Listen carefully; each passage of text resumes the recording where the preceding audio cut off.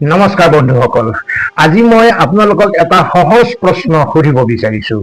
ধৰক আপোনাৰ গোহালিৰ গৰুটো কোনোবাই চুৰ কৰি লৈ গ'ল বা ক'ৰবাত হেৰাই থাকিল। কিছুদিন পিছত যদি আপুনি সেই গৰুটো ঘূৰাই পায়, আপুনি তাক আকৌ গোহালিত বান্ধি থব নে খেদি দিব? নিশ্চয় ধৰি আনি আদৰেৰে বান্ধি থব। পৃথিৱীত এনে কোনো গৃহস্থ আছেনে যিয়ে নিজৰ হেৰুৱা সম্পদ ঘূৰাই পালে ল'ব নিবিচাৰে? কিন্তু শেহতীয়াকৈ আমাৰ সীমান্তত এটা আচৰিত ঘটনা ঘটিছে।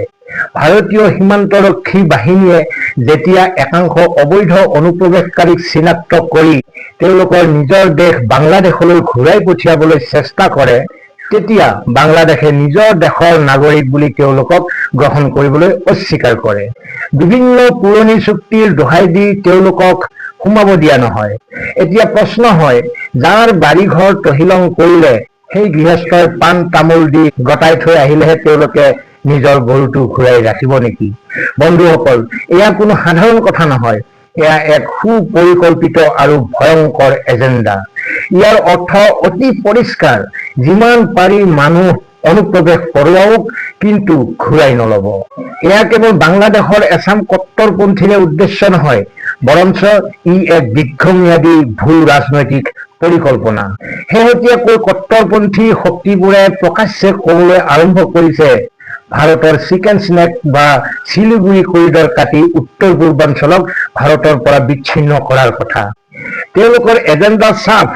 ভৱিষ্যতে কিবা যুঁজ হ'লে এই লাখ লাখ অনুপ্ৰৱেশকাৰীয়ে ভিতৰৰ পৰা তেওঁলোকক সহায় কৰিব। আৰু এই যুঁজখন তেওঁলোকে বন্দুক বাৰুদেৰে নকৰে।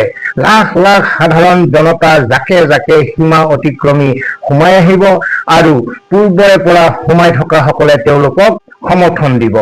এতিয়া আপুনি ভাবক, লাখ লাখ নিৰস্ত্ৰ সাধাৰণ জনতাৰ ওপৰত ভাৰত চৰকাৰে ব্ৰহ্মোছ মিছাইল মাৰিব নে পাৰমাণৱিক বোমা পেলাব? নোৱাৰে।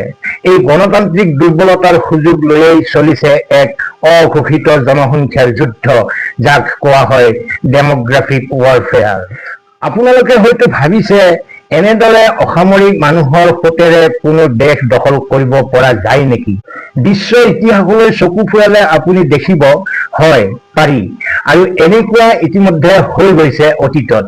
ভূ ৰাজনীতিৰ ভাষাত ইয়াক ৱেপন অফ মাছ মাইগ্ৰেশ্যন, অৰ্থাৎ জনসংখ্যাৰ সোঁতক অস্ত্ৰ হিচাপে ব্যৱহাৰ কৰা বুলি কোৱা হয়। আহক এনে 5টা ঐতিহাসিক উদাহৰণ জানিবলৈ যত্ন কৰোঁ। টেক্সাছৰ ইতিহাস, মেক্সিকো বনাম আমেৰিকা। 19 শতিকাৰ আৰম্ভণিতে টেক্সাছ অঞ্চলটো মেক্সিকোৰ অংশ আছিল, কিন্তু আমেৰিকাৰ পৰা লাখ লাখ প্ৰব্ৰজনকাৰীয়ে লাহে লাহে মেক্সিকোৰ সীমান্ত অতিক্ৰম কৰি টেক্সাছত সোমাই থিতাপি ল'বলৈ ধৰে।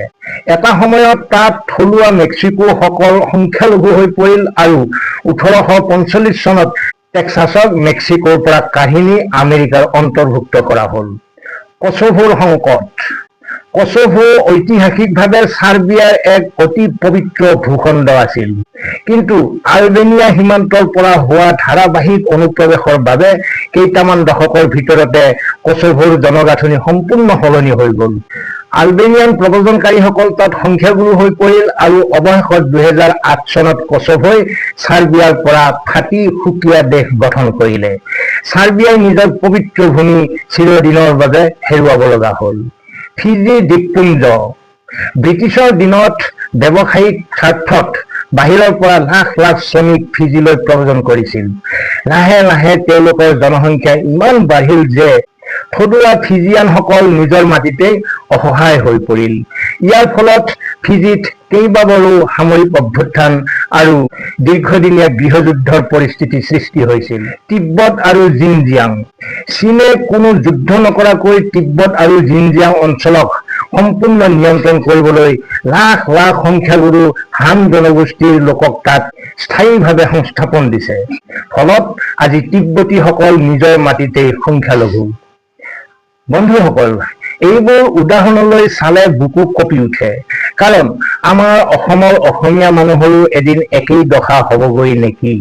আমাৰ অসমৰ চাৰিওফালে নেপাল, ভূটান, চীন, ম্যানমাৰ আৰু বাংলাদেশ আছে।